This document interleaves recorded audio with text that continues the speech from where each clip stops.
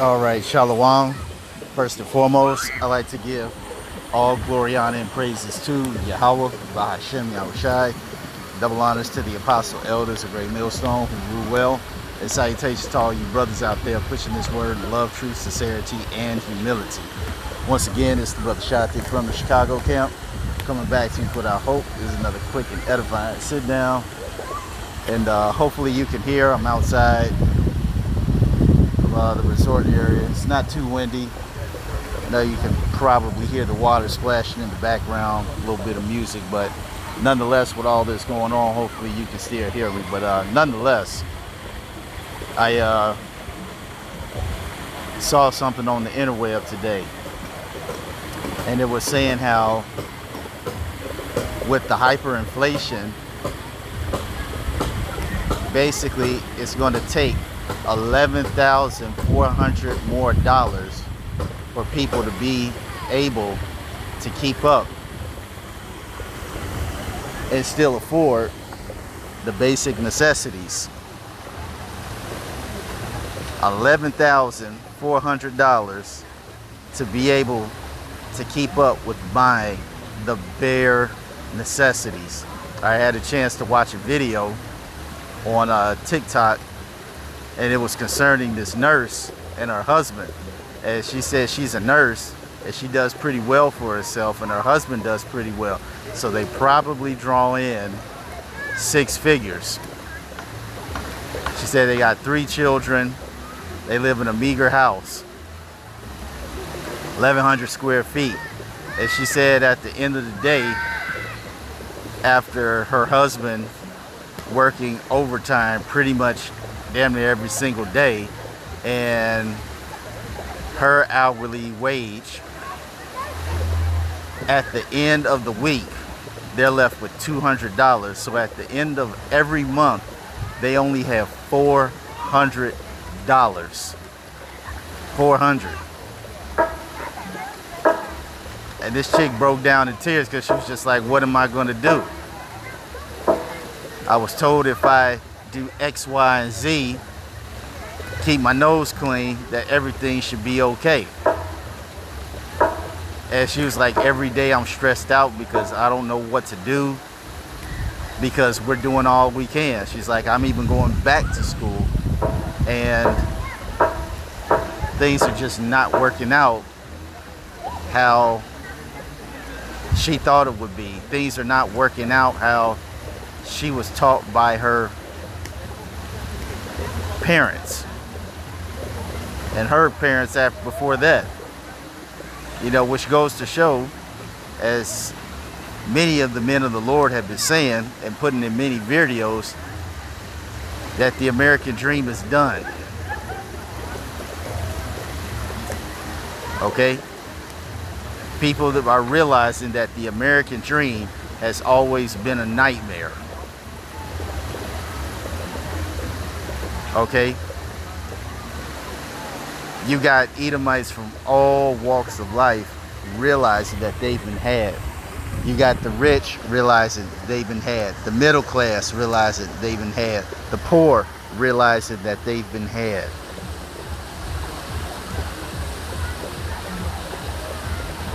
Edomites who are teachers, veterans,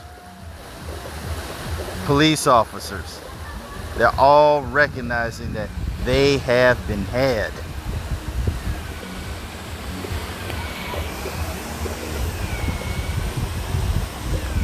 And see, that's what happens, as the scripture says,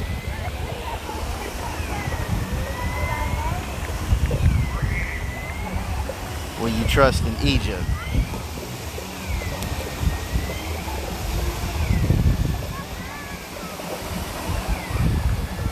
Isaiah 31:1, it says, woe to them that go down to Egypt for help, and stay on horses and trust in chariots, because they are many, and in horsemen because they are very strong, but they look not unto the Holy One of Israel, neither seek the Lord. All right, and you got many people in this country who trusted in Egypt, or the modern day Egypt, America, also known as Babylon the Great, or as I like to call it, Babylon the Snake. They trusted in Egypt because it was a very powerful country, just like or powerful nation. Okay, just like the old Egypt was a very powerful nation. Okay, they thought because they had a strong economy and a strong military that it would be impossible for this place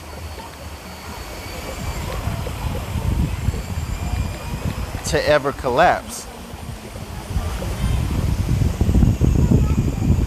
And that goes into Psalm 49:11, where it says their inward thought is that their houses shall continue forever and their dwelling places to all generations. They call their lands after their own names. So you have people that never thought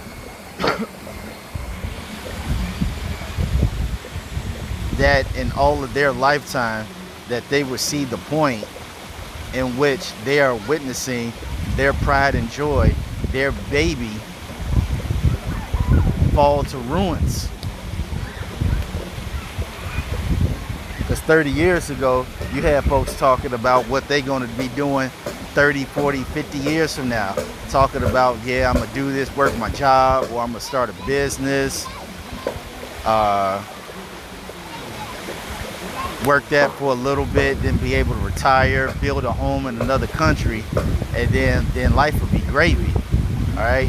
Pass it down to their children, and then they can work the business, or they'll have a money or an inheritance, and then they can do their own thing and do something for their children.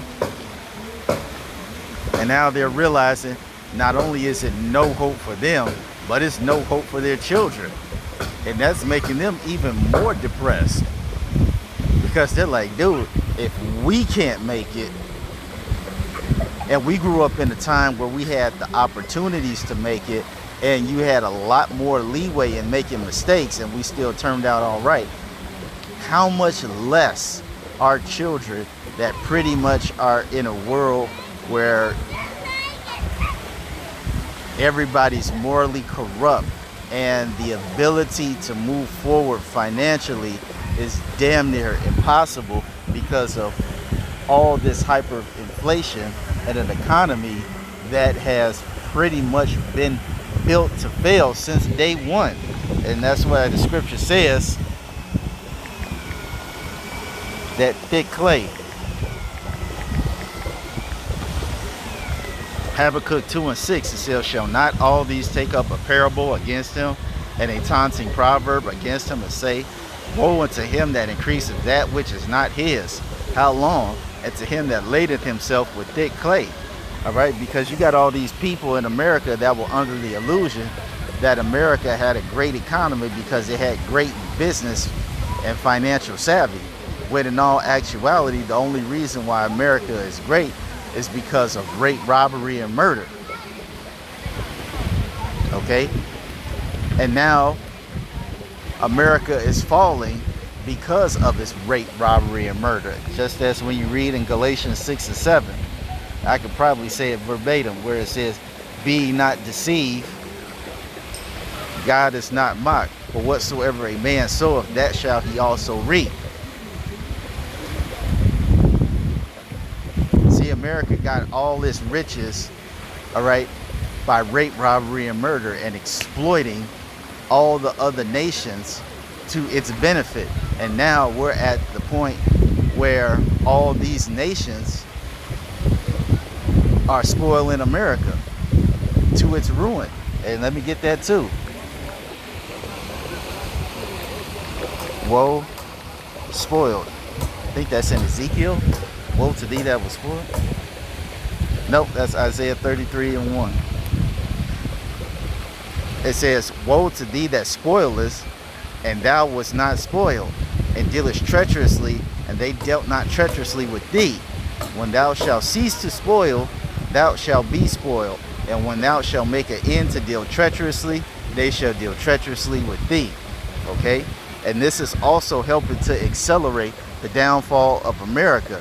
And that's the fact that all these other countries are no longer doing business with America because they see that they're a bunch of damn devils. So you got other countries spoiling America, and you got the elites that are spoiling America, which has now led us to a point, as I always like to say, in this divine script, to where now everybody in America is hurting. I did a video yesterday talking about how this woman said it perfectly. She said everybody is getting priced out of everything that is possibly decent and good in life. You're being priced out of life. You're getting priced out of being an adult. You're getting priced out of being a child. You're getting priced out of having children. You're getting priced out of a job. You're getting priced out of a car. You're getting priced out of a home. You're getting priced out of your own sanity. You're getting priced out of pleasure.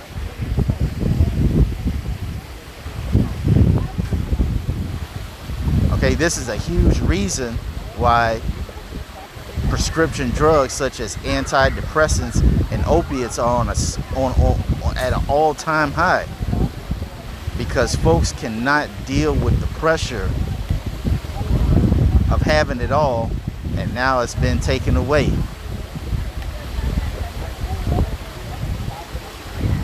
And we're at the time where the Lord is bringing down this kingdom of bad Uncle Esau and raising up his children, the nation of Israel, I should say, his children, the elect of Israel, as far as it pertains to right now.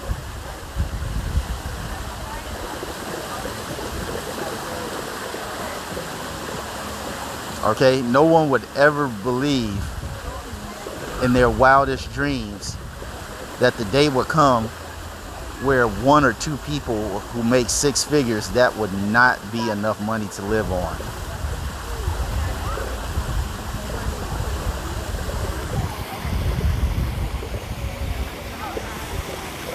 Hey, things are not the way they used to be, and neither are they going back, because deep down inside, a lot of people's hope is that things will return back to the way that they used to be. But hey, the Lord did not ordain it so, and because the Lord did not ordain it so, hey, it's not going to get back to the way it used to be. We're not going to go back to All in the Family, Archie Bunker, the good old days. We're not going back to the Fonzarellis with the happy days. All those days are over with. The only thing America and the people who trust in America have to look forward to, as my man Mr. T said in Rocky, what do you predict for the future, Clobber Lane? He said pain, lots of pain.